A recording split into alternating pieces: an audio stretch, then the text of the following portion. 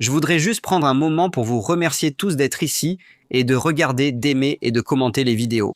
Votre soutien et engagement sont précieux et il a été incroyable de voir la communauté Briefcase grandir au fil des années.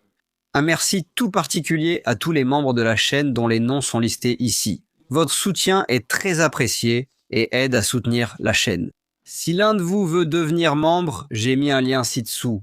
Aujourd'hui, nous allons examiner 4 affaires provenant de 4 pays différents du 19e et du début du 20e siècle. Zelda Ward est née en 1875 à la campagne près de Seattle, Washington aux États-Unis. Son père possédait une ferme dans le comté de King, ce qui lui a permis une enfance confortable grâce à son travail. C'était une jolie enfant et elle est devenue une belle jeune femme qui avait de nombreux admirateurs. Les hommes se retournaient toujours lorsqu'elle passait, et nombreux étaient ceux qui voulaient la courtiser. Elle fut bientôt connue sous le nom de Belle.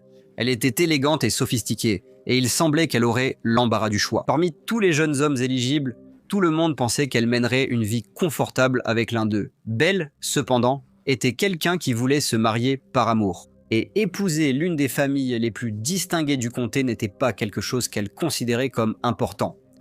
Au lieu de cela, en 1895, elle épousa un homme bien moins aisé nommé Hanson A. Adams. Elle n'avait que 19 ans. Le jour de son mariage, elle était considérée comme une mariée très jeune, car à l'époque, l'âge moyen pour une jeune femme de se marier était de 22 ans. Au début, le mariage allait bien et Belle eut un bébé, mais la relation avec son mari se dégrada rapidement. Quand les choses n'évoluaient pas, Belle peinait à faire face. En tant qu'épouse et mère, malgré sa situation difficile, ses options paraissaient limitées. Le divorce était rare à l'époque. Moins d'un mariage sur 100 finissait ainsi, en raison de la stigmatisation sociale.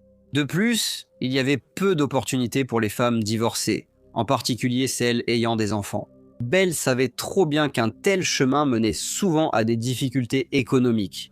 La réponse à ces problèmes conjugaux s'est résolue d'une manière très différente. Lorsque, en août 1896, de l'or fut découvert dans la région du Klondike, dans le territoire du Yukon, au nord-ouest du Canada. Cette nouvelle parvint bientôt à Seattle et à San Francisco et entraîna une ruée de chercheurs d'or vers la région. L'un des hommes qui partit dans l'espoir de faire fortune était le mari de Belle, Monsieur Hanson A. Adams. Pourtant, la concurrence entre ces chercheurs d'or était féroce et la rudesse de la prospection rendait l'existence difficile. L'afflux de chercheurs de fortune était si important dans la région que la petite ville de Dawson, qui ne comptait que 500 habitants en 1895, connut une augmentation de population stupéfiante. En 1898, elle comptait 30 000 habitants. Alors que son mari cherchait de l'or, Belle découvrit rapidement qu'être mariée et mère ne la rendait pas moins attirante aux yeux des jeunes hommes du comté de Kings. Elle commença à sortir davantage et il ne fallut pas longtemps avant qu'elle ne rencontre un musicien de Kansas City nommé Charles Kincades, que tout le monde appelait Charlie.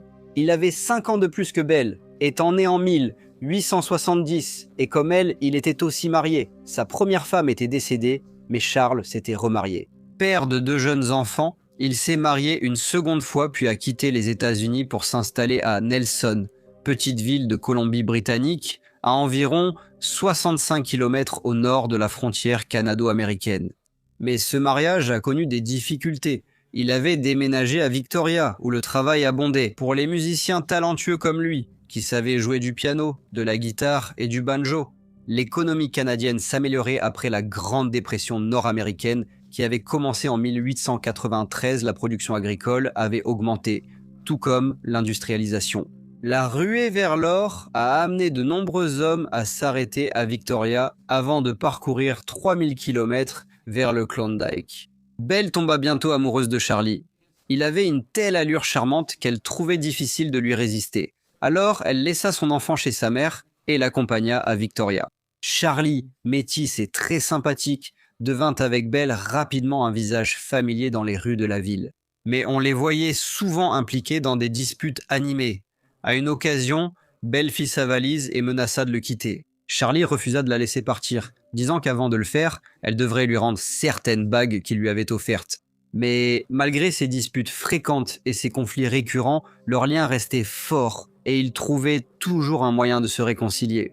Tandis que Charlie jouait guitare, piano et banjo la plupart des soirs dans un établissement rue Yates, Belle était prostituée. À la fin du 19e siècle au Canada, la prostitution était assez répandue dans les centres urbains. Beaucoup exerçaient discrètement dans des bordels, des maisons de passe ou dans la rue.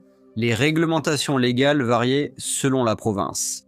Dans certaines régions, les activités associées à la prostitution étaient tolérées, tandis que dans d'autres, elles étaient plus strictement réglementées. La société avait une perception mitigée de cette industrie. Certains la voyaient comme un problème social, d'autres comprenaient les réalités économiques poussant les femmes vers ce métier. Beaucoup d'entre elles ne se livraient à la prostitution qu'en raison du manque d'opportunités d'emploi et de difficultés économiques. À Victoria, la prostitution était alors tolérée, bien que les autorités puissent légalement sanctionner travailleuses du sexe et clients par des amendes ou des peines de prison. Cependant, ces mesures étaient rarement appliquées. À Victoria, Charlie et Belle ont séjourné dans plusieurs pensions. En mai 1898, ils occupaient la chambre de devant au 2e étage de l'hôtel Empire, rue Johnson. Cette partie de la ville était devenue connue pour ses bordels, ses saloons et ses lieux de divertissement. Les lampes à gaz et les rues faiblement éclairées créaient une ambiance sombre avec des femmes en tenue provocante qui sollicitaient des clients. Elle était connue pour ses activités illicites et ceux de ce milieu étaient à la fois vus comme un problème social et une source de fascination.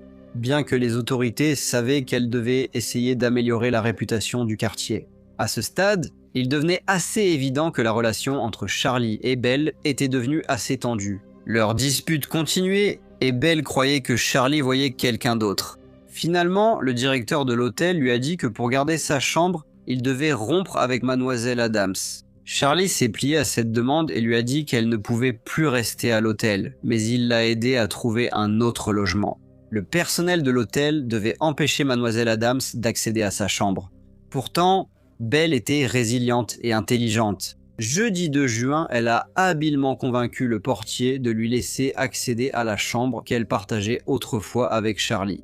Elle espérait récupérer quelques-unes de ses affaires, mais en ouvrant la porte, son cœur s'est serré d'horreur. Charlie était déjà avec une autre jeune femme. Une altercation a éclaté entre eux, ce qui a conduit à l'expulsion de Belle des lieux. Le directeur a rappelé à son équipe d'interdire l'accès de l'hôtel à Belle. À 21h le lendemain, vendredi 3 juin 1898, Charlie rentrait dans sa chambre. Il semblait de bonne humeur, il portait une canne et des gants et souriait au personnel. Comme d'habitude, en entrant dans le hall, il sifflotait en montant les escaliers. En ouvrant la porte et entrant dans sa chambre, Belle l'attendait assise près de la fenêtre. Peu de temps après, les clients de l'hôtel remarquèrent un désaccord passionné entre eux. La voix d'un homme résonna, déclarant son intention de rompre avec elle. Ayant trouvé quelqu'un d'autre, la femme le supplia de ne pas partir, sa voix tremblant d'appréhension. Un silence tomba sur la scène avant que M. Charles Kincaid n'émerge de la chambre. Il dévala les escaliers de l'hôtel en titubant, se retrouva sur le trottoir, la main sur sa gorge ensanglantée. Sa chemise et sa veste étaient imbibées de sang.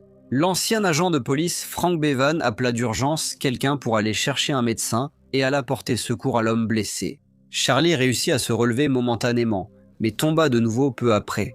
En tombant, il prononça ces mots « Mon Dieu, elle m'a tué ». Il a été noté qu'une jeune femme aux cheveux clairs l'avait suivi en sortant de l'hôtel. Dans sa main, elle tenait un rasoir à manches blancs, qui était couvert de sang. En entendant le vacarme, Samuel Hardman, qui buvait dans le bar de l'hôtel, intervint rapidement. En voyant la jeune femme, main tremblante sur le rasoir, il la plaqua contre le mur, réalisant qu'elle était bouleversée. Il lui demanda l'arme et, sans résistance, elle la lui remit, sa voix tremblante, alors qu'elle prononçait « Prenez le rasoir, c'est moi qui l'ai fait ». La jeune femme se précipita alors aux côtés de Charlie, s'agenouilla près de lui et embrassa tendrement ses lèvres. Elle se tourna vers les spectateurs, expliquant « C'est moi qui l'ai fait, je ne voulais pas le faire, je l'ai fait par amour, il m'y a poussé ». Quelques instants plus tard, le docteur Fraser arriva, mais après un bref examen, il déclara avec tristesse que M. Charles Kincaid était mort. Le corps du défunt a été ramené à l'intérieur de l'hôtel avant d'être transféré à la morgue. L'agent Anderson et l'agent Redgrave ont escorté la jeune femme au poste de police. Elle a dit aux policiers s'appeler Mademoiselle Belle Adams, a reconnu ses actes et exprimé vouloir mourir avec son amant. Le lendemain à 10 h, le tribunal du coroner s'est réuni. Le jury a examiné le corps du défunt avant de se rendre à l'hôtel Empire, dans la chambre où le drame s'est déroulé. Le banjo et la guitare du défunt étaient posés sur le lit. Témoignage poignant de son talent musical. Des traces de sang maculaient le sol et les murs. Une foule nombreuse s'était rassemblée au tribunal, curieuse d'apercevoir la jeune femme qui avait commis ces actes terribles. Et lorsqu'elle est apparue, beaucoup ont remarqué son apparence frappante, tandis que les témoins racontaient les événements de la veille. Belle a pleuré lorsque les preuves ont été présentées. Le jury l'a tenue responsable du meurtre et le juge l'a informé qu'elle serait jugée pour ce crime. Après une série de reports, le procès de Mademoiselle Belle Adams a finalement commencé le 5 octobre 1898. Pour beaucoup, cela semblait être une affaire très simple. La jeune femme avait tué son ancien amant à l'hôtel Empire dans un accès de jalousie, après avoir appris qu'il était désormais en couple avec une autre femme nommée Rita Carman. L'accusation a exposé les faits qui se sont déroulés vers 21 h le vendredi 3 juin et a présenté plusieurs témoins. Certains avaient vu Belle entrer dans l'hôtel et d'autres l'avaient vu suivre Charles dans les escaliers avec le rasoir à la main. Beaucoup de ceux qui ont témoigné ont répété leurs déclarations faites devant le tribunal du coroner. Mais l'accusation a également présenté des témoins qui ont pu confirmer cela à plusieurs reprises. Ils avaient entendu Mademoiselle Adams menacer de tuer Monsieur Kincaid s'il la quittait un jour. La presse a toujours présenté cette nuit fatidique comme l'histoire d'une femme jalouse refusant que son amant ait rencontré une autre. L'accusation avait suivi le même récit, mais la défense a introduit une perspective radicalement différente et a présenté ses propres témoins, particulièrement intrigants. L'un d'eux était Monsieur William Burns, propriétaire de la pension Burns. Il a raconté que lorsque l'accusé séjournait là-bas avec Monsieur Kincaid, ils se disputaient fréquemment et qu'il était souvent appelé à les séparer. Il a déclaré qu'à une occasion, Monsieur Kincaid avait jeté Mademoiselle Adams sur le lit et l'étranglé. Monsieur Burns a ajouté que Monsieur Kincaid n'a cessé de faire cela que lorsqu'il a menacé d'appeler la police. Il a poursuivi en disant que Mademoiselle Adams a mis un certain temps à se remettre de cette épreuve. Lorsque Monsieur Burns a été interrogé pour savoir si Monsieur Kincaid avait été violent envers Mademoiselle Adams à d'autres occasions, il a répondu qu'en effet, il l'avait été. Il a dit au tribunal qu'un jour, lors d'une dispute sur l'argent, il a entendu Monsieur Kincaid menacer d'utiliser un rasoir contre elle. Lorsque Mademoiselle Adams a pris la parole, un sentiment d'anticipation et d'enthousiasme a envahi la salle d'audience. Ces paroles étaient prononcées à voix basse, ce qui poussait souvent le juge à lui demander de parler plus fort. Elle a expliqué avoir rompu avec Monsieur Charles Kincaid et être allée à l'hôtel le 3 juin à sa demande. Elle a dit qu'il était sorti pendant quelques heures et qu'à son retour, il était en colère. Une dispute a éclaté. Il a saisi le rasoir et a tenté de l'attaquer. Elle s'exprimait d'une manière très maîtrisée, bien que sa voix fût émotive. Il était évident pour le tribunal que le récit des événements de cette nuit ravivait des souvenirs traumatisants. Mademoiselle Adams a ajouté qu'elle avait arraché la lame des mains de Monsieur Kincaid, qu'il a ensuite laissée sur la table, de peur de commettre un meurtre en la reprenant. Elle s'en est emparée, l'a blessée, et a affirmé avoir agi en légitime défense. Lorsqu'elle a été contre-interrogée, Belle est restée très calme et a répondu à toutes les questions de manière concise. L'avocat de l'accusation lui a posé des questions sur une conversation qu'elle avait eue avec l'agent de police Redgrave et l'agent de police Anderson le 3 juin. Ils ont allégué qu'elle leur avait dit qu'elle avait dit à Monsieur Kincaid de ne pas la rendre méchante. Ce à quoi il a répondu en lui disant de s'en aller, comme il avait maintenant une fille qu'il préférait. Mademoiselle Adams a baissé les yeux un instant, puis a confirmé qu'elle avait peut-être dit cela. Lorsqu'on lui a demandé ce qui s'était passé cette nuit-là, Mademoiselle Adams a dit qu'ils avaient commencé à se disputer car elle avait demandé pourquoi. Il lui avait dit qu'il sortirait une demi-heure, mais il est revenu 2 heures plus tard. Elle lui a demandé s'il avait bu. Il a répondu « pas beaucoup ». Il se disputait quand il a tenté de l'attaquer. Il a été noté par ceux présents dans la salle d'audience qu'elle avait répondu aux questions du procureur avec une précision remarquable et un haut niveau de crédibilité. Un autre témoin était un cocher qui a informé le tribunal qu'en mai 1898, on lui avait demandé de transporter une malle pour le défunt. Et en lui parlant, Monsieur Kincaid lui a dit que si Mademoiselle Adams ne faisait pas attention à elle, il la tuerait. Lorsque le procès s'est terminé, le jury a été envoyé pour délibérer. L'excitation et la tension remplissaient le tribunal dans l'attente d'un verdict imminent.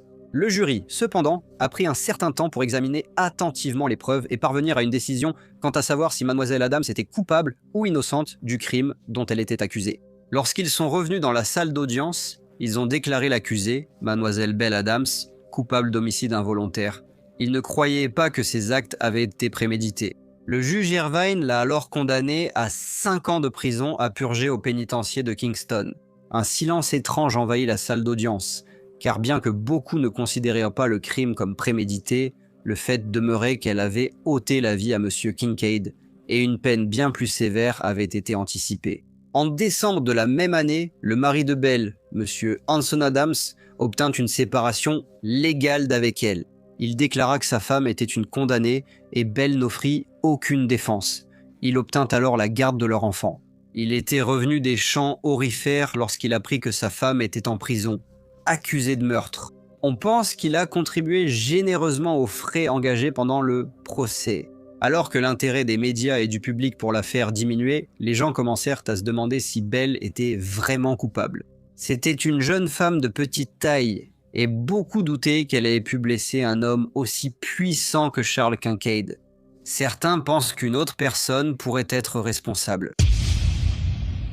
Le deuxième cas vient de la Nouvelle-Zélande des années 1840. Joseph Burns est né à Liverpool, en Angleterre, en 1805, dans une famille irlandaise qui avait émigré vers cette ville animée à la recherche de meilleures opportunités. Le paysage économique de l'Irlande à cette époque était principalement agraire, caractérisé par de bas salaires, des conditions de vie difficiles et des pratiques injustes en matière de propriété foncière, ce qui poussa de nombreux habitants des campagnes à chercher refuge ailleurs. Ailleurs, les fermiers locataires en Irlande subissaient une dépossession accrue, renforçant la résistance et le ressentiment envers les propriétaires oppressifs. De plus, l'agitation politique lors d'événements tels que la rébellion de 1798 et l'acte d'union de 1801 a accentué la discorde.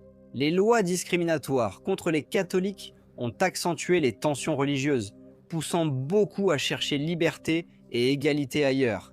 Le voyage des parents de Joseph reflétait celui de nombreux immigrants irlandais venus chercher de meilleures perspectives économiques durant une période difficile en Irlande. À sa naissance, Liverpool était une ville portuaire prospère et animée, avec des navires bondés et des quais chargés de marchandises, illustrant son importance dans le commerce mondial. Cependant, beaucoup des ouvriers vivaient dans des conditions très précaires, ce qui mettait en lumière la complexité de la vie urbaine au début du XIXe siècle. Joseph a reçu une éducation très rudimentaire. En 1810, les écoles pour la classe ouvrière en Angleterre étaient limitées et souvent insuffisantes. Les enfants de familles pauvres accédaient peu à l'éducation formelle à cause de contraintes financières et sociales. Les écoles de charité, peu nombreuses, se consacraient surtout à l'alphabétisation de base et à l'enseignement religieux, sans offrir une éducation complète. Ainsi, les taux d'alphabétisation et de numératie demeuraient faibles chez les pauvres, rendant une grande partie de la population incapable de lire et écrire correctement. Les enfants issus de familles pauvres commençaient souvent à travailler très jeunes, car on s'attendait à ce qu'ils contribuent au revenu familial. Joseph a commencé à travailler très jeune et a obtenu un apprentissage de charpentier vers 12 ans. En 1825, Joseph a rejoint la marine, où il a dû accomplir des tâches ardues et a souvent été exposé à des conditions météorologiques difficiles. Dans cet environnement discipliné, Joseph a suivi une formation rigoureuse et respecté des règles strictes imposées par les officiers. En juillet 1840, Joseph a été affecté sur le navire Her Majesty's Ship Buffalo, qui s'est rendu à la baie des îles en Nouvelle-Zélande. La baie des îles revêtait une importance stratégique en tant que principal comptoir commercial et site des premières implantations européennes. Centre de chasse à la baleine, pêche et commerce du bois, il attirait missionnaires et colons du monde entier. Comme tous les membres d'équipage du Her Majesty's Ship Buffalo, Joseph semblait apprécier son séjour là-bas. Cependant, le 28 juillet 1840, une violente tempête a frappé la région et, alors qu'il était ancré dans la baie de Mercury et chargé de marchandises, le navire a fait naufrage. Les vents violents de force coupèrent ses câbles, laissant l'équipage impuissant à empêcher son destin. N'ayant plus d'autre choix, la décision a été prise d'échouer volontairement le navire. Heureusement, la majorité de l'équipage a réussi à s'échapper indemne, bien que, tragiquement, 2 soient morts et que le navire ait subi des dommages irréparables. Il n'était plus en état de naviguer, et il a été décidé qu'il ne serait pas économiquement viable d'essayer de le réparer. Après ce malheureux incident, Joseph a pris la décision de quitter la marine et de s'installer en Nouvelle-Zélande. Au début, il a travaillé dans une ferme, mais on l'a vite remarqué pour sa forte consommation d'alcool. Il a toujours attribué cela à des maux de tête persistants, dont il souffrait à la suite d'une blessure qu'il avait subie après être tombé du mât d'un navire. Malgré ses migraines, son alcoolisme et son caractère colérique, il a trouvé du réconfort auprès de Marguerite Riordan, une femme dont la vie était marquée par ses propres difficultés et adversités bien avant qu'elle ne croise la route de Monsieur Joseph Burns. Mariée à un jeune âge et vivant en Australie, elle s'était retrouvée prise dans une relation tumultueuse, pleine de difficultés. Les tensions et les discordes conjugales ont conduit à sa séparation d'avec son mari et à son émigration en Nouvelle-Zélande, une décision prise dans l'espoir d'une vie meilleure pour elle-même. Après avoir rencontré Joseph, ils ont emménagé ensemble dans une cabane modeste à Mechanics Bay que Joseph avait construite lui-même. Durant les années suivantes, Margaret eut 2 fils. Mais la vie du couple restait difficile, Joseph étant souvent au chômage ou changeant fréquemment d'emploi. En 1845, il était gardien de bétail, mais malgré son travail acharné, il fut renvoyé après une altercation avec son contremaître. Il était perçu par beaucoup dans la communauté locale comme un personnage grossier et peu raffiné, et il semblait régner autour de lui une certaine méfiance générale.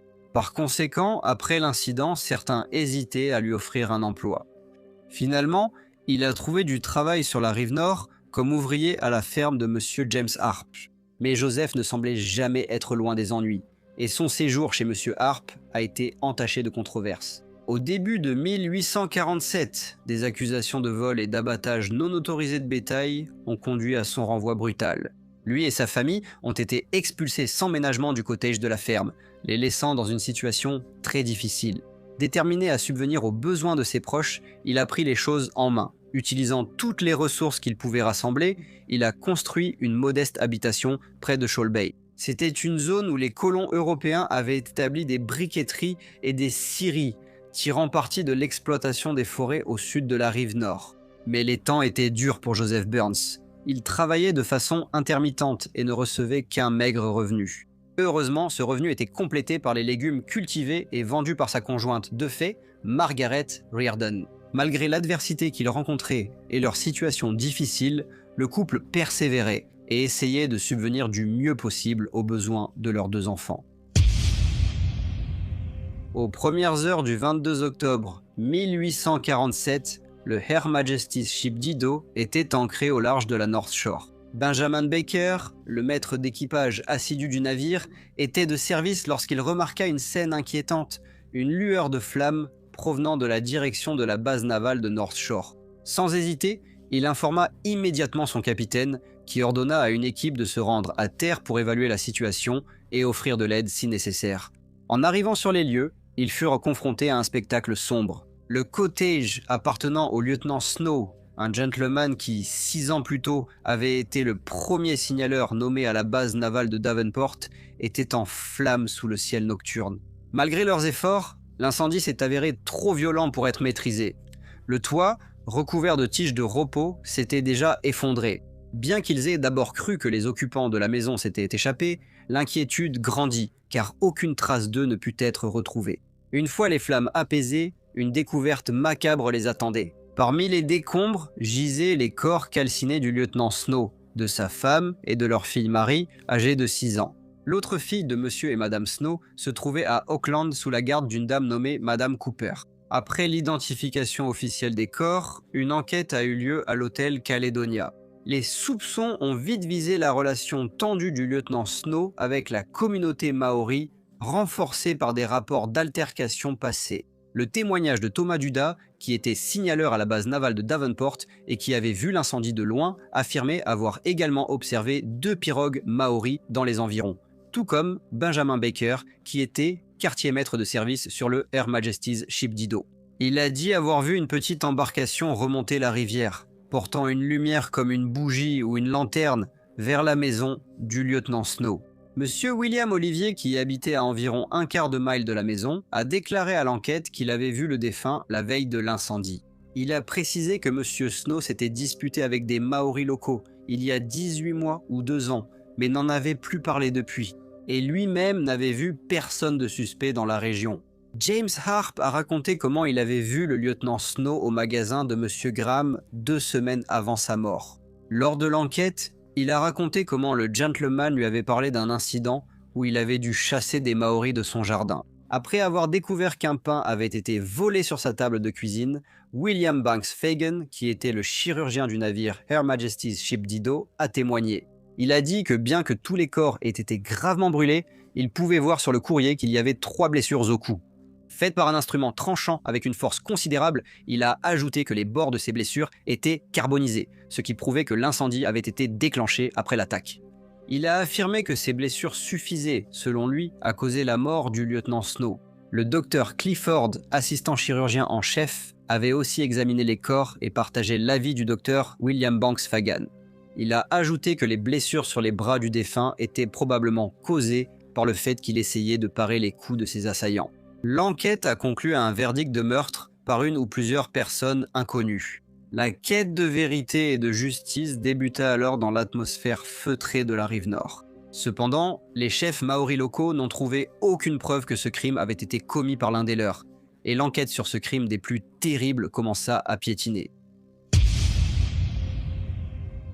Finalement, Marguerite Riordan atteignit le point de rupture dans sa relation avec Joseph Burns. Malgré ses efforts, ses problèmes avec l'alcool persistaient, aggravant leur tourmente domestique. De plus, sa situation professionnelle instable ajoutait une instabilité supplémentaire à leur foyer.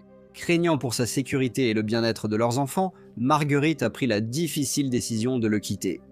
Elle a cherché refuge chez sa sœur, Madame Sophia Aldwell, qui vivait à Shortland Crescent. C'est là qu'elle espérait trouver un sanctuaire loin de la vie qu'elle avait endurée avec Joseph. Dans une tentative de prouver à Margaret qu'il pouvait travailler, Joseph s'est engagé pour embarquer sur le navire à vapeur de la marine Her Majesty's Ship, inflexible, embarquant pour un voyage en Australie qui partit le 6 novembre 1847. Cependant, son retour à Auckland le 11 décembre a entraîné des conséquences inattendues. Dans une tentative désespérée de sauver sa relation et de se réconcilier avec Marguerite, il lui rendit visite chez sa sœur le 28 décembre et lui demanda sa main. Cependant, résolue à le quitter, elle a fermement rejeté sa demande en mariage. Animé par un mélange de rage et d'alcool, il s'est déchaîné contre elle dans une violente attaque, laissant la pauvre dame grièvement blessée. Rongé par la culpabilité et le désespoir, il a tenté de se suicider. Cependant, il a échoué et a vite été arrêté par les autorités puis inculpé pour l'attaque contre Margaret. Il a été jugé à la Cour suprême le 1er mars 1848. Et à l'issue d'un court procès et d'une délibération remarquablement brève de seulement 12 minutes, le jury a rendu un verdict unanime le déclarant coupable d'avoir infligé de graves blessures à Margaret Riordan. Le lendemain, le juge a prononcé sa sentence. Une déportation à vie vers la terre de Van Diemen, le nom colonial de l'actuelle Tasmanie. Ce que tout le monde pensait être une conclusion tragique à une relation entachée de violence et d'instabilité. Cependant, dans un retournement de situation inattendu, Joseph Burns a fait une demande curieuse, que Margaret vienne lui rendre visite avec leurs 2 fils avant sa déportation imminente. Malgré ses craintes, elle a obéi, mais M. Burns a tout de même réussi à la manipuler lors de leur rencontre. Sous son influence, elle s'est retrouvée contrainte de fournir un faux témoignage.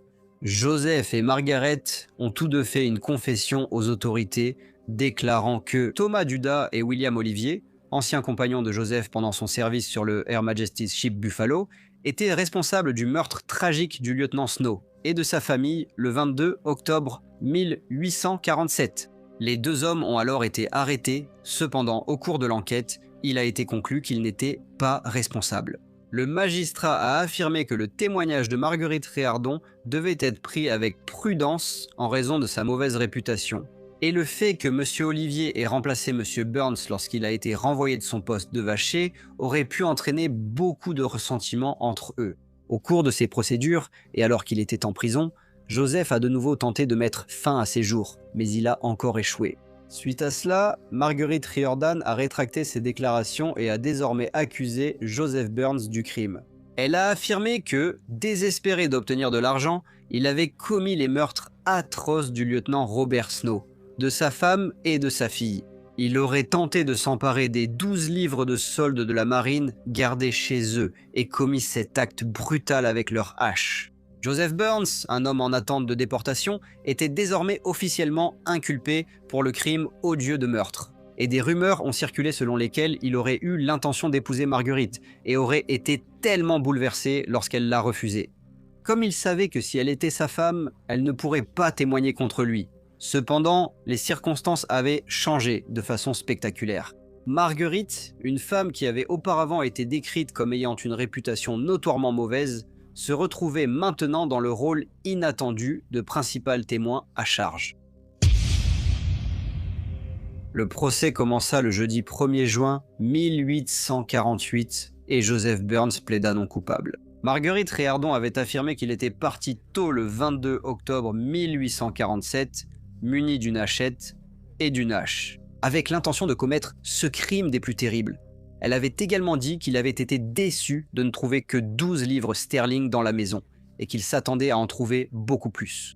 L'accusation a déclaré au tribunal que la hachette avait depuis été retrouvée au domicile de l'accusé et qu'un examen avait confirmé qu'elle portait des traces de sang. La sœur de Margaret Riordan, Madame Sophia Aldwell, a fourni un témoignage convaincant lors du procès. Elle a dit avoir été témoin de l'agression brutale de Joseph Burns contre Margaret, se souvenant bien de ses menaces. Elle a déclaré qu'il a crié qu'il s'occuperait d'elle pour qu'elle ne raconte rien sur lui. Cette preuve accablante a mis en lumière la nature instable de Joseph Burns et sa détermination à faire taire tout témoin potentiel contre lui. Lorsque le procès s'est terminé, le jury a été envoyé pour délibérer. Mais ils sont revenus peu de temps après pour déclarer l'accusé coupable du terrible meurtre du lieutenant Robert Snow, de sa femme Anna et de leur fille de 6 ans, Mary. Lorsqu'on lui a demandé s'il avait quelque chose à dire, l'accusé a regardé le jury et a dit « Le meilleur, c'est que je suis innocent, aussi innocent qu'un enfant à naître. » Le juge, le président William Martin, l'a alors condamné à mort alors qu'il était escorté hors du tribunal. Il a continué à proclamer son innocence le 17 juin 1848 après avoir fait des aveux complets qui impliquaient également Margaret Riordan. Joseph Burns a été escorté de la prison sous haute surveillance. Il a été conduit de l'autre côté du port jusqu'au lieu de son crime où, devant de nombreux colons et maoris, il a été pendu. Son exécution a marqué une étape importante dans l'histoire de la Nouvelle-Zélande, car il est devenu le premier Européen à y être pendu pour un crime capital. En septembre 1848, Margaret Riordan a été jugée pour parjure volontaire et corrompue liée à des accusations contre Thomas Dudas. Elle a plaidé non coupable. Dans une déclaration lue par le greffier de la Cour suprême, Thomas Outright, Margaret a décrit les menaces de Joseph Burns et supplié la clémence pour ses enfants. Le jury, cependant, l'a rapidement déclarée coupable et elle a été condamnée à la déportation vers la terre de Van Diemen pour 7 ans. Le juge en chef Martin a souligné qu'aucune influence extérieure ou intérieure ne pouvait excuser un crime aussi répréhensible. Margaret Riordan a été déportée en terre de Van Diemen le 23 septembre 1848. Ses 2 enfants ont été recueillis par sa sœur, Madame Sophie Aldwell, qu'ils ont suivie en Californie lors de son émigration en 1849. Pour le 3e cas, nous restons dans les années 1840, mais nous partons aux États-Unis. Maria Dunn est née en 1822 à Old Town, une petite paroisse près de la ville de Bangor dans le Maine. Elle était la fille de parents pauvres mais respectables. Elle a reçu une certaine éducation et a toujours été considérée comme une enfant très agréable lorsqu'elle avait 15 ans. L'économie américaine a commencé à décliner. Il y a eu une baisse des prix du coton, un effondrement de la valeur des terres et une restriction du crédit. Cela a poussé de nombreux investisseurs à paniquer et les gens étaient anxieux de retirer leur argent des banques. Le 10 mai 1837, des banques new-yorkaises ont manqué d'or et d'argent, suspendant certains paiements. Cela a été suivi d'une récession où près de la moitié des banques ont fait faillite, des entreprises ont fermé et le chômage de masse est apparu. Maria et ses parents avaient quitté Old Town pour s'installer à Bangor, une petite ville côtière avec une industrie du bois florissante, devenue l'un des principaux ports mondiaux de bois. Malgré la récession qui touchait la majeure partie des États-Unis, Bangor continuait de croître. Comme tant d'autres personnes, les parents de Maria trouvaient la vie difficile pendant cette période de difficultés économiques, surtout en hiver, lorsque le froid et la neige rendaient les conditions encore plus éprouvantes. Maria devenait maintenant une jeune femme et savait que de jeunes hommes cherchaient souvent à faire sa connaissance. Elle était très attirante et appréciait l'attention qu'on lui portait. Un jeune homme, qui semblait très épris d'elle, était médecin. Il avait de l'argent, et même si ses intentions étaient peut-être honorables, Maria considérait la relation davantage comme une affaire. Ils continuèrent à se voir tout au long de l'hiver et du printemps, et le jeune médecin lui offrait de l'argent et de belles robes. Mais la mère de Maria était très contrariée par le comportement de sa fille et voulait qu'elle s'installe avec un homme honnête et digne. Bien qu'elle n'ait que 16 ans, elle fit ce que sa mère désirait et épousa Monsieur James Bickford, un jeune homme très respecté qui travaillait comme bottier. Ils vécurent ensemble pendant près de 3 ans lorsque, après une visite chez des amis à Boston, Maria décida de quitter son mari. Elle était devenue frustrée par sa vie modeste à Bangor et était fascinée par la grande ville, les boutiques, les cafés, les boulevards et les parcs, ainsi que par les dames élégantes qui se pavanaient dans les robes les plus à la mode. À Boston, elle logea dans une pension et attira vite l'attention d'un jeune homme. Peu après, elle partit avec lui à Newburyport. Mais cette nouvelle connaissance se lassa vite d'elle et partit. Maria se retrouva soudainement seule. Cependant, elle se souvint comment elle avait réussi à obtenir de l'argent du jeune médecin avant son mariage. Elle retourna donc à Boston et travailla dans un des nombreux bordels de la ville, alors que la prostitution était illégale dans la plupart des États-Unis en raison des lois sur le vagabondage. Mais la police et les responsables, souvent soudoyés par les propriétaires de bordels, n'appliquaient pas vraiment la règle. Des tentatives de réguler les bordels furent rejetées, la régulation étant jugée contraire à l'intérêt public. Maria écrivit une note à son mari. Elle disait « Je ne peux pas te dire où je suis. Les gens chez qui je loge ne savent pas que j'ai un mari. James, je me sens très instable et j'accepte de vivre avec toi et de tenir la maison, mais tu dois accepter que j'ai ma liberté. » Son mari est venu à Boston pour tenter de convaincre sa jeune épouse de revenir. Mais lorsqu'il découvrit qu'elle gagnait en fait sa vie dans une maison de mauvaise réputation, il rentra chez lui sans elle. Elle a continué à travailler là-bas avant de partir pour New Bedford. C'est là que Maria rencontra Monsieur Albert Tyrrell, un gentleman issu d'une famille aisée qui résidait à Weymouth. Son père avait été un fabricant de chaussures prospère, et à sa mort, Albert hérita d'une grande fortune, devenant ainsi un homme très riche. Il tomba complètement sous le charme de Maria et il semblait prêt à tout pour elle. Mais il était déjà marié et père de 2 enfants. C'était aussi un homme qui n'était pas étranger à certaines indiscrétions. Sa femme avait toujours ignoré ses infidélités, mais cette fois, la situation était différente. Son désir de rester avec la belle Madame Maria Bickford était si grand qu'il abandonna sa famille et loua une maison à Boston, où il pouvait vivre. Il voyageait aussi, séjournait dans des hôtels de luxe et mangeait dans les meilleurs restaurants. Maria avait fait un long chemin depuis son enfance modeste, mais elle n'abandonna pas totalement son travail dans les bordels de la ville. À la grande contrariété d'Albert, Albert tenta d'entrer dans le secteur de l'édition à New York. Il espérait pouvoir publier une revue de renommée nationale qui aurait une grande influence sur la scène littéraire américaine. Il alla voir Edgar Allan Poe pour demander de l'aide, mais il refusa. Albert ignorait l'industrie de l'édition et son projet échoua.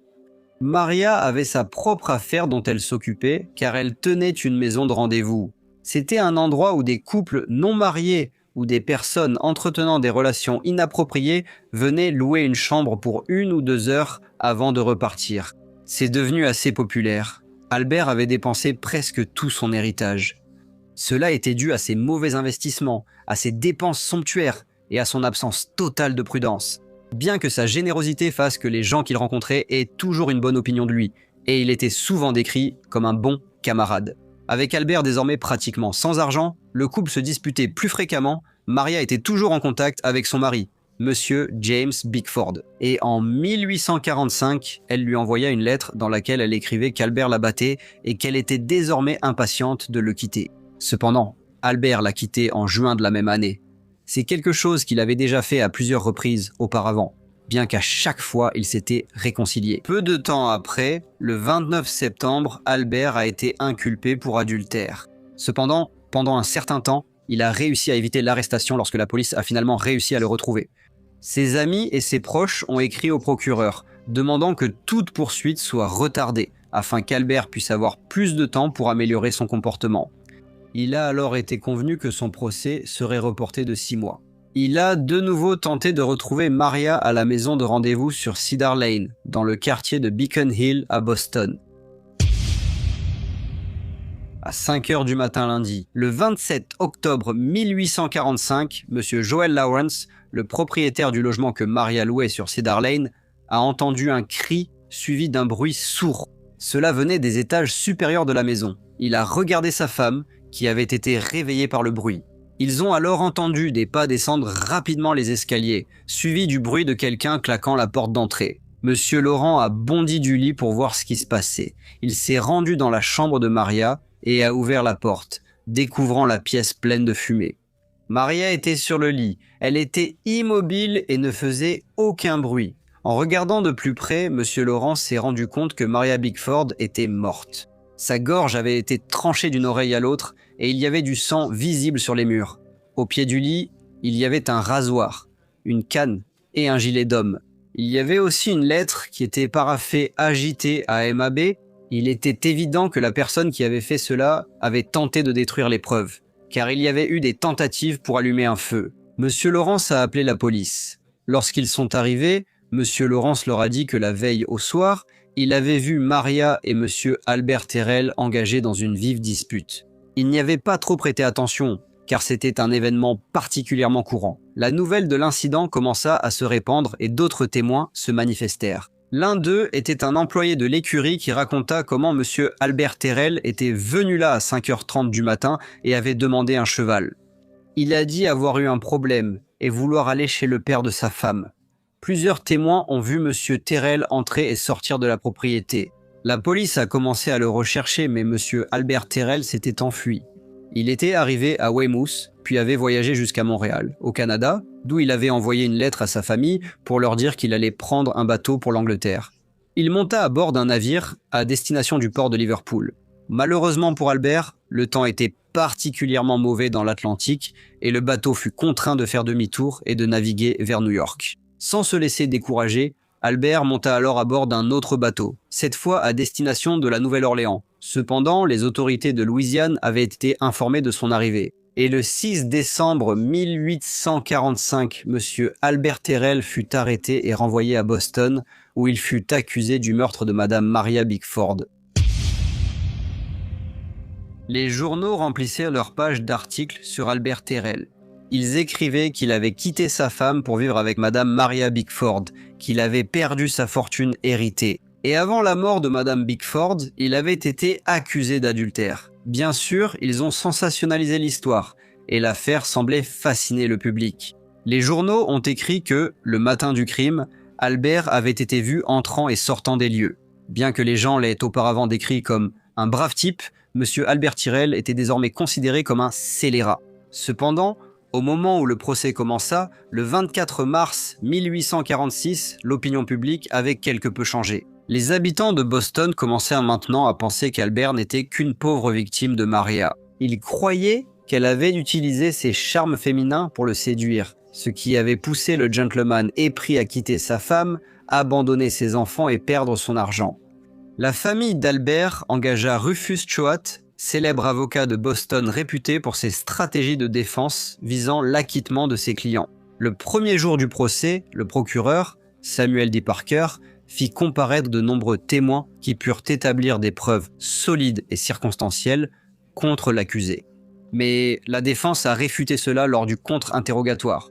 Un témoin était le coroner et l'avocat de la défense. Lorsqu'on a demandé au coroner si la blessure au cou de Maria Bickford pouvait avoir été auto-infligée, il a répondu que c'était possible. Une dame nommée Mademoiselle Mary Head, résidente de Cedar Lane, a déclaré au tribunal que le 27 octobre, quelqu'un avait frappé à sa porte. Lorsqu'elle a ouvert, elle a vu Albert Terrell.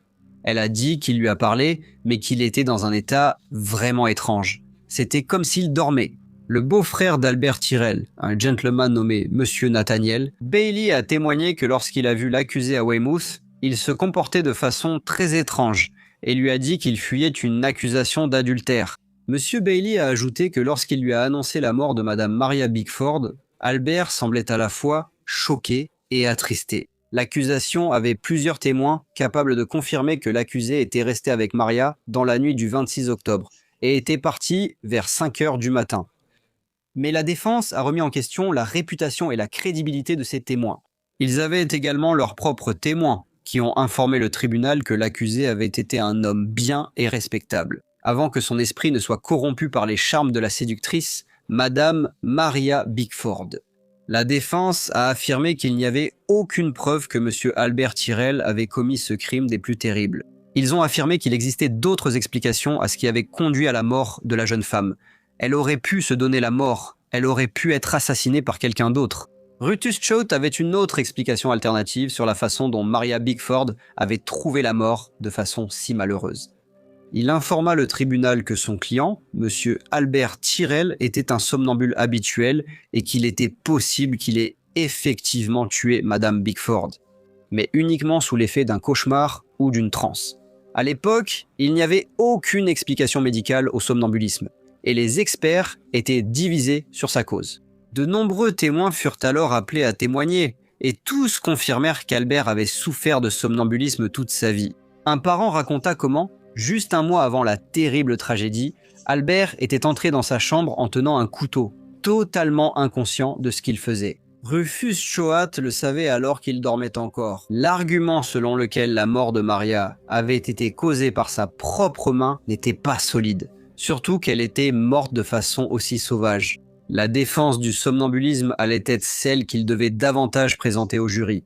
Cependant, les théories qu'il avait présentées et sa description grossière de Maria comme une adultère et une femme de si basse moralité avaient semé le doute dans l'esprit des jurés. Les journaux de Boston étaient convaincus qu'Albert Tyrrell était coupable. Ils reconnaissaient la compétence de M. Rufus Choate comme avocat, mais certains jugèrent ses méthodes non éthiques et s'y opposaient publiquement. Un journaliste a écrit « Les éclairs de son génie étaient brandis sans trop se soucier des conséquences, et c'était relativement une question d'indifférence pour le grand acteur de la scène. Qu'il purifie l'atmosphère morale en défendant la cause de la vérité et de la justice, ou qu'il détruise la belle structure de la vertu publique et de l'intégrité publique. » Dans sa plaidoirie finale, Ruth, dans le rôle de Choate, a parlé pendant plus de 6 heures le lundi 30 mars. Le juge a résumé l'affaire.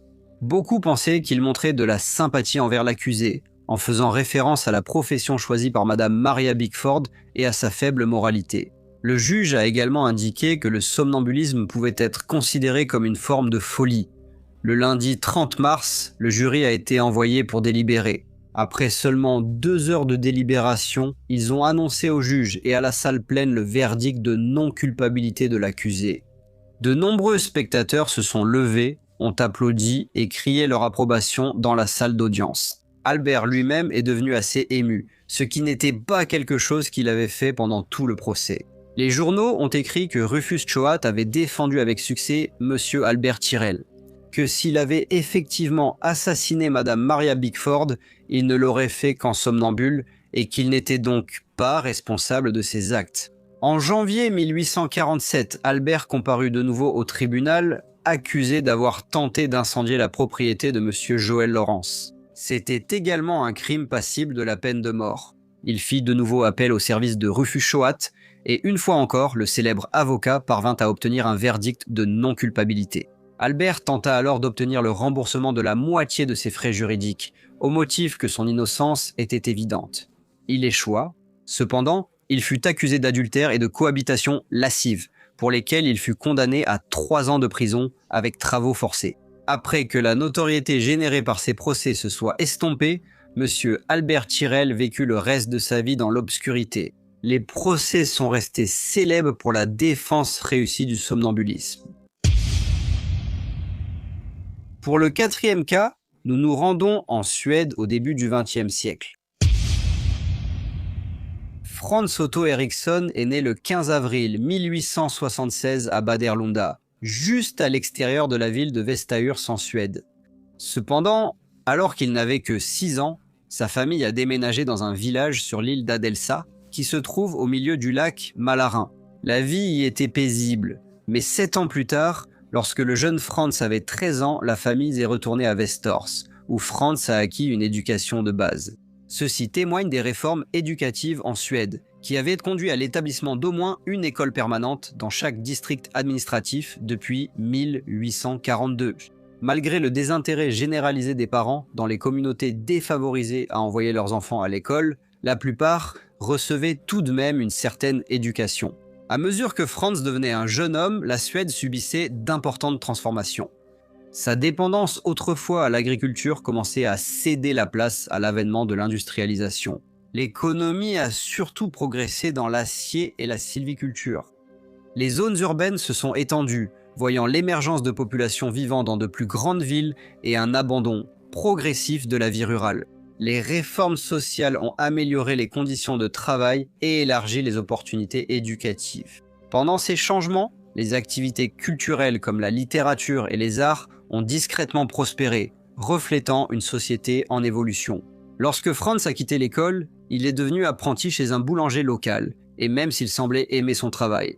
Dans les années 1890, beaucoup de jeunes ont quitté leur foyer pour vivre à Stockholm.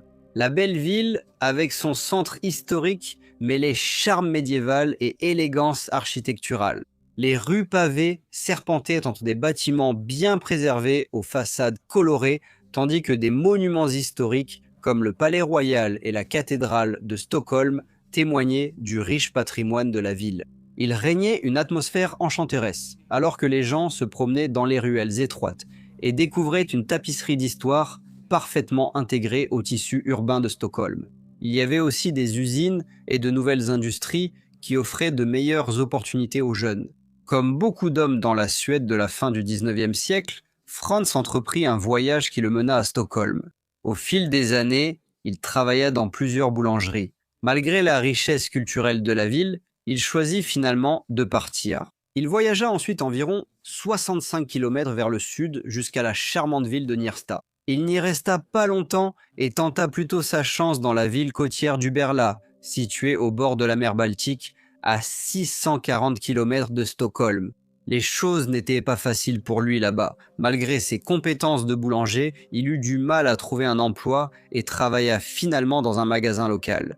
En septembre 1900, alors qu'il vivait encore à Uberla, il emprunta un costume à un ami, mais ne le rendant pas pour une raison inconnue, son ami le dénonça à la police locale. Franz fut alors arrêté, accusé de vol à l'étalage et de détournement de fonds, et, à la suite d'un procès, fut reconnu coupable. Il fut ensuite condamné à 2 mois de prison après sa libération. La vie sembla prendre une mauvaise tournure pour le jeune homme. Il devint très pauvre et commença à vivre comme un vagabond. La situation s'aggrava le 8 juillet 1904 lorsqu'il fut à nouveau arrêté pour vol à l'étalage, cette fois pour des vêtements. Il fut de nouveau envoyé au tribunal, jugé et reconnu coupable. Il fut alors condamné à 2 mois de prison supplémentaires. Cependant, le séjour en prison de Franz n'a pas suffi à le dissuader de ses penchants criminels. En janvier 1905, sous l'influence de l'alcool, Franz et un ami ont volé 3 boîtes de homards dans la ville de Sollefteå. Il a ensuite été arrêté, ce qui a conduit à une nouvelle comparution devant le tribunal où il a de nouveau été reconnu coupable. Malheureusement, en raison de ses condamnations antérieures, le juge l'a condamné à 14 mois de prison à purger dans la ville de Arnesund. À sa sortie, Franz a repris sa vie nomade, toujours en mouvement. En juillet 1907, il a trouvé une certaine stabilité en obtenant un emploi dans une boulangerie à Wierstrop, malgré la satisfaction du propriétaire quant à son travail. 2 ans plus tard, en 1909, l'appel du changement s'est fait sentir à nouveau et il a déraciné sa vie une fois de plus, cette fois en déménageant dans la ville de Lierksson. Lierksson était une petite ville mais très pittoresque, située sur la rive sud d'un lac entouré de nombreux villages. Franz s'est installé dans le village de Herden, où il a trouvé un logement chez 2 personnes, une femme nommée Sestis Karinolstota et un homme nommé Friedrich Alfred Westlund. Cependant, Gestis avait une réputation controversée au village. Beaucoup pensaient qu'elle menait une vie dissolue, ce qui jetait une ombre sur sa réputation au sein de la communauté. À cette époque, la fréquentation de l'église était une pratique courante parmi les Suédois, en raison du rôle central de l'église litarienne en tant que foi dominante. alors que l'urbanisation avait introduit de la diversité et des niveaux variés d'engagement religieux dans les villes. Dans le village soudé de Hayden, la majorité assistait aux offices du dimanche, reflétant de forts liens religieux dans les communautés rurales. On raconta à Sesti Soldota l'histoire d'un ancien caporal suédois de 83 ans, Daniel Dund, vivant au village avec sa femme de 75 ans, Kirsten, et qui avait récemment vendu leur dernière vache à un voisin et avait reçu pas mal d'argent. Gestis menait une vie pauvre. Et bien que les communautés locales et les églises jouaient souvent un rôle crucial en apportant de l'aide à ceux qui en avaient besoin, elle était méprisée par beaucoup de gens du village. Elle raconta à Friedrich et Franz l'histoire de l'argent que Daniel, Dunda et sa femme avaient obtenu, et ensemble, ils élaborèrent un plan pour voler le couple âgé. Pour dissimuler leur crime, le trio opta pour une approche méthodique. Ils se rendirent chez le couple, où Friedrich, usant de la cordialité de voisinage, entra dans leur maison. Après une conversation agréable, il proposa de préparer du café au Dundas, mais celui-ci était empoisonné à l'arsenic. Pendant ce temps, Franz et Chestis montèrent la garde à l'extérieur, sans aucun moyen de s'échapper de la maison, et les cris du couple âgé restant sans réponse, ils succombèrent à une mort douloureuse. Après avoir saisi l'argent, Gestis, Frédéric et Franz, reconnaissant la nécessité d'effacer toute trace de leur sombre forfait, ont sournoisement manipulé la scène du crime pour faire croire que les Dundas étaient morts d'une intoxication au monoxyde de carbone. Ils ont allumé un feu, fermé les portes et quitté la maison, laissant derrière eux une tragédie mise en scène pour masquer leur acte sinistre. Les corps de monsieur et madame Dunda furent rapidement découverts par un voisin inquiet. La police fut appelée et arriva en hâte pour inspecter la scène bouleversante. Bien qu'ils aient envisagé l'intoxication au monoxyde de carbone comme cause possible du décès, cette théorie fut rapidement écartée au profit d'une possibilité plus sinistre, le meurtre. Cette conclusion allait déclencher une série d'événements qui révéleraient une histoire glaçante de tromperie. La montée rapide des soupçons se porta sans hésitation sur Franz Eriksson, Chestis Olsdota et Friedrich Westlund, ce qui mena à leur arrestation rapide quelques jours seulement après la terrible découverte. Leur nouvelle notoriété les plongea dans les froides cellules de la prison de Fallu, où le poids de leurs crimes présumés jeta une ombre sombre sur ce qui aurait dû être une période festive. Noël, habituellement synonyme de chaleur et de célébration, offrit une expérience totalement opposée aux accusés, confrontés à la dure réalité de l'incarcération. Le procès débuta à Lierkson, le 10 janvier 1910. Toute la ville semblait convaincue unanimement de leur culpabilité. La police, en particulier, avait désigné Gestis Olstota comme le prétendu cerveau derrière ce crime odieux. Déjà accablée par la pauvreté, cette femme portait une réputation entachée dans la communauté, alimentant encore plus les soupçons contre elle. Elle a été reconnue coupable et condamnée à mort. Le tribunal jugeait que Friedrich Westlund, malgré ses moyens limités, avait planifié de façon indiscutable et méticuleuse. Avec Gestis, il était entré chez monsieur et madame Dunda sous prétexte d'hospitalité de voisinage. Il leur avait servi du café, discrètement empoisonné à l'arsenic. Ces actes malveillants, révélés lors du procès, ont conduit le juge à le condamner également à mort, confirmant ainsi la gravité de son implication dans ce complot glaçant. Franz Otto Eriksson a également été reconnu coupable, mais au lieu de la peine de mort, il a été condamné à la réclusion à perpétuité. Les peines ont été contestées en appel, mais tous les recours ont d'abord été rejetés. Gestis Olsdota et Friedrich Westlund avaient demandé la commutation de leur peine, mais le 15 juillet 1910, cette demande a été rejetée. Ils allaient tous les deux faire face à la guillotine. Chestis savait que la dernière femme exécutée en Suède était Anna Mansdota, décapitée le 7 août 1890 pour le meurtre de sa belle-fille. Mais il était bien connu que la Suède n'avait pas exécuté de femmes depuis 20 ans. Au début du XXe siècle, le pays a vu naître un mouvement croissant contre la peine capitale. Cela résultait de l'évolution des normes morales et d'un engagement pour les droits humains. Les intellectuels, les réformateurs et les organisations progressistes ont mené le mouvement contre la peine de mort. Saint-Marin fut le premier pays d'Europe à abolir la peine capitale en 1865 Le Portugal a suivi 2 ans plus tard, en abolissant la peine de mort pour les crimes civils, et en 1870, les Pays-Bas avaient aboli la peine capitale.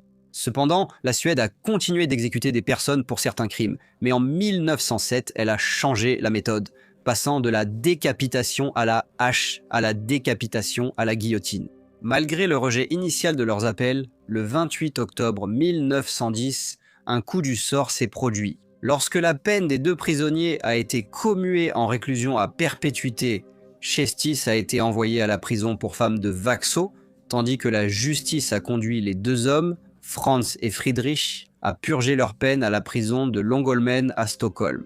En janvier 1916, Franz a été transféré à la prison de Malmö, où il a continué de refuser d'accepter que sa peine soit juste. Son temps derrière les barreaux a été marqué par de nombreux défis.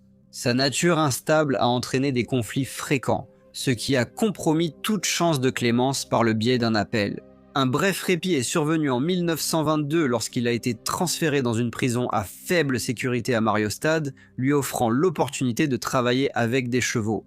Malgré des efforts persistants, Franz a rencontré peu de succès dans sa quête de libération. Les appels en 1925, 1926, 1928 et 1929 ont tous été rejetés. Cependant, une percée a finalement eu lieu, le 31 octobre 1930, lorsque sa 5e demande de grâce a été acceptée. Friedrich Alfred Westlund a également obtenu la clémence, et lui aussi a été libéré de prison. La liberté retrouvée de Franz était douce amère. Il a trouvé du travail comme ouvrier dans une ferme près de Stockholm, mais à 55 ans, il avait du mal à supporter le travail physique exigeant, et cela était aggravé par sa lutte contre la paranoïa. Son goût de la liberté était entaché par les défis liés à son âge et à sa santé mentale, ce qui rendait le chemin de la réintégration dans la société assez difficile. En 1953, son parcours prit fin lorsque des problèmes de santé le conduisirent à être admis dans une maison de retraite. Quelques mois plus tard, le 7 juin, il mourut d'un cancer après avoir d'abord été enterré par la prison. Il trouva sa dernière demeure au cimetière Skist-Krokogården le 20 janvier 1954.